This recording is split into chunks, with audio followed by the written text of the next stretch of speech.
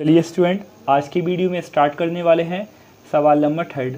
और सवाल नंबर 3 लिखा हुआ है 6x² माइनस के 3 माइनस का 7x। तो यहाँ पर इस सवाल को हल करने के पहले आपको एक बात थोड़ी सी ध्यान रखना पड़ेगी।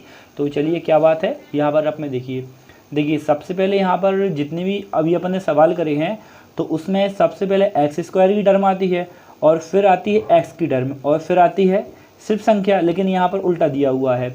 यानी अपन के लिए पहले इस फॉर्म में सवाल के लिए बनाना पड़ेगा। पहले x² आता है, फिर क्या आता है x आता है, फिर आती है संख्या, है ना। यानी इसके लिए चेंज करके लिखना होगा। अब कैसे चेंज करेंगे, चलिए सवाल को देखते हैं। देखिए पहले यहाँ पर आएगा 6x², यहाँ पर देखिए 7x है, वो आगे आ जाएगा तो माइनस का क्या हो जाएगा 7x, और 3 है पीछे लिखा जाएगा यानी -3। तो आप देख सकते हैं इस फॉर्म के रूप में बन चुका है। पहले x² आया है, देखिए, फिर आया है x और फिर आया है c यानी संख्या आई है। अब चलिए सवाल को स्टार्ट करते हैं। यहाँ पर गुणनखंड तोड़ने के लिए इसके पहले के 2 सवालों में मैं आपके लिए बता चुका हूँ कि लास्ट वाली संख्या का पहली वाली संख्या से गुणा कर लेते हैं। यानी 3 का गुणा कैसे हो जाएगा, 6 से हो जाएगा। चलिए ठीक है, तो कुछ इस तरह अपन रफ में करके देख लेते हैं। देखिए सबसे पहले 3 का गुणा 6 से हो जाएगा, तो यानी 6 3 कितना हो जाएगा 18 हो जाएगा। यानी अपन के लिए ऐसी 2 संख्याएं देखना है जिनका गुणा करने पर कितना आए 18 आए, और उन दोनों संख्याओं को जोड़ें या फिर घटाएं तो कितना जाए 7 आना चाहिए।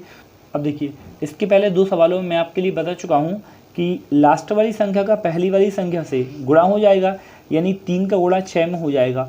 तो 3 का गुणा जब 6 में करेंगे तो कितना आएगा 18 आ जाएगा। यानी बीच वाली संख्या के लिए ऐसे 2 पार्ट्स में तोड़ना है जिनका गुणा करने पर 18 आना चाहिए और जोड़ने पर या घटाने पर 7 आना चाहिए। अब आपके लिए जो भी गुणा करने पर लाना है यानी 18 लाना है, तो आपके लिए ऐसे पहाड़े देखना है जिनका गुणा करने पर 18 आता है। तो चलिए सबसे पहले स्टार्ट करते हैं 2 से। आप देख सकते हैं 2 के पहाड़े में 9 बार में कितना आता है 18 आ जाता है, ठीक है। तो 2 नाम 18, तो आप देख सकते हैं 9 में से 2 जाएंगे तो कितना बचेगा 7 बचेगा, और वही अपन के लिए चाहिए, यानी यहाँ से काम बन रहा है। तो चलिए देख लेते हैं। देखिए यहाँ पर लिखेंगे 6x², और इसके पहले वाले सवालों में मैं आपके लिए बता चुका हूँ कि जो ऊपर वाला सिंबल रहता है वही सिंबल नीचे आएगा, ठीक है। और इसके बाद कौन सी संख्या आएगी, तो आप देख सकते हैं कि सवाल यहाँ पर तोड़ रहे हैं 9 में और 2 में। 9 में और 2 में सबसे बड़ी संख्या कौन सी है 9, तो पहले लिखा जाएगा 9x, ठीक है। और फिर क्या लिखा जाएगा, यहाँ से 2 लिखा जाएगा, तो यहाँ पर अपन लिख लेते हैं 2x और माइनस का 3, ठीक है। अब देखिए यहाँ पर अपन साइन लगा के देख लेते हैं कौन सा साइन यहाँ पर सुटेबल हो रहा है। जैसे आप देखिए, जैसे कि लिखा हुआ है 6x² माइनस के 9x। यदि यहाँ पर प्लस लगा लिया जाएगा, यदि यहाँ पर प्लस लगा लिया जाएगा तो क्या हो जाएगा, माइनस प्लस क्या हो जाएगा, माइनस हो जाएगा, यानी 9 में से 2 घट जाएगा तो 7x ही आएगा, ठीक है। और लेकिन क्या होगा, यदि यहाँ पर प्लस की जगह यदि माइनस लगा लें कुछ इस टाइप से, 6x² माइनस के 9x और माइनस का 2x माइनस के 3, तो माइनस और माइनस क्या हो जाएगा प्लस हो जाएगा, यानी 9 और 2 11x हो जाएगा, ठीक है। और ये अपन के लिए चाहिए नहीं है, ठीक है। तो ये वाली रॉन्ग हो जाएगी, यानी यहाँ पर निशान लगाना होगा प्लस का। तो चलिए देखिए यहाँ पर लगा लेंगे प्लस का। अब इसके बाद देख सकते हैं यहाँ पर 2 फॉर्म बन चुके हैं। तो यहाँ पर देख सकते हैं 2 फॉर्म बन चुके हैं, ठीक है। ये वाला पहला फॉर्म, ये सेकंड वाला फॉर्म। तो चलिए कॉमन लेते हैं। अब देखिए इन दोनों में से क्या कॉमन आ रहा है, तो आपके लिए दिख रहा होगा कि सर दोनों में से सर x कॉमन आ रहा है। बिल्कुल सही सोचा आपने, x तो कॉमन आ रहा है। इसके साथ साथ दोनों में से 3 भी कॉमन आ रहा है। कैसे, देखिए आप 3 के पहाड़े में 6 कितनी बार में आएगा, 2 बार में आएगा। x कितने हैं 2, एक x बाहर आया तो यहाँ पर 1x बचा, ठीक। ये साइन माइनस का है तो ये लगाया। अब देखिए 3 के पहाड़े में 9 कितनी बार में आ जाएगा, 3 बार में आ जाएगा, और ये x से बाहर आ चुका है, ठीक है। अब देखिए इन दोनों में से कुछ कॉमन नहीं आ रहा, तो इसके पहले मैं आपके लिए बता चुका हूँ जब भी कुछ कॉमन नहीं आए तो वहाँ से एक कॉमन आ जाता है, ठीक है। तो यहाँ पर बचेगा 2x माइनस 3।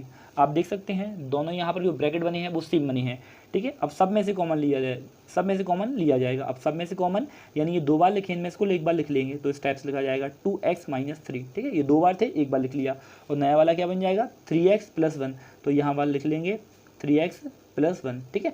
ये और ये दोनों मिलकर नया वाला ब्रैकेट बना लेते हैं, ठीक है।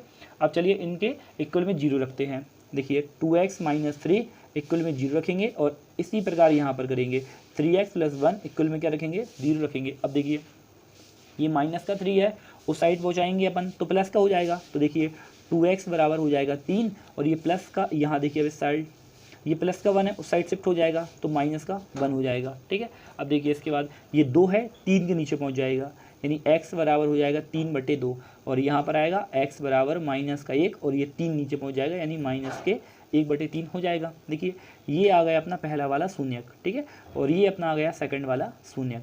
तो यानी आप समझ गए होंगे, यानी सर जो पहला वाला शून्यक है वो अल्फ़ा का मान है और सर जो दूसरा वाला शून्यक है वो बीटा का मान है। अब इसके बाद एक इक्वेशन सवाल बोलता है कि आप गुणांकों में और शून्यकों में संबंध की सत्यता की जांच कीजिए। तो चलिए यहाँ पर हेडिंग डाल लेते हैं। चलिए स्टूडेंट यहाँ पर लिख लिया है शून्यकों तथा गुणांकों के संबंध की सत्यता की जांच।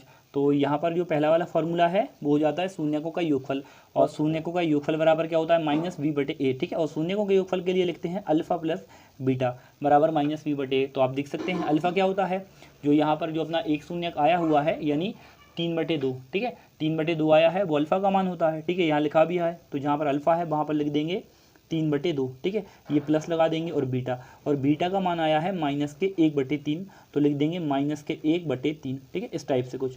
अब देखिए बराबर है, ये लगा दिया, माइनस है, ये लगा दिया। अब देखिए लिखा हुआ है b/a, तो b/a क्या होता है, तो देखिए मैंने आपके लिए इसके पहले वाली वीडियो में ही बताया हुआ था। ठीक है, यहाँ पर जो x² के बाजू में है वो a का मान हो जाएगा। ठीक है, तो यहाँ पर साइड में लिख ले रहे हैं कि a का मान 6 हो जाएगा और b का मान यहाँ पर माइनस के साथ दिख रहा है, तो b का मान माइनस के साथ हो जाएगा और c का मान -3, तो c बराबर -3 हो जाएगा। तो चलिए आप फॉर्मूले में वैल्यू पुट करते हैं। यहाँ देखिए लिखा हुआ है b, तो b का मान देख सकते हैं कि -7 है, तो यहाँ लिख देंगे -7 अपॉन ये लिखा है a, और a का मान देख सकते हैं 6 है, तो यहाँ पर लिख लेंगे 6। ठीक है, अब इसके बाद देखिए क्या करेंगे, 3/2, ये देखिए प्लस और माइनस हो जाएगा और 1/3 हो जाएगा बराबर, देखिए माइनस और माइनस प्लस, तो यानी 7/6 आ जाएगा।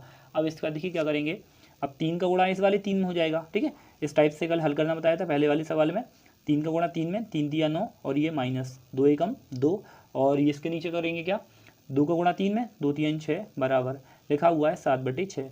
अब इसके बाद क्या हो जाएगा, 9 में से 2 घट जाएगा, तो 9 में से 2 जैसे ही जाएगा तो 7/6 और बराबर में भी है 7/6। ठीक है, ये निकाला है शून्यकों का योगफल।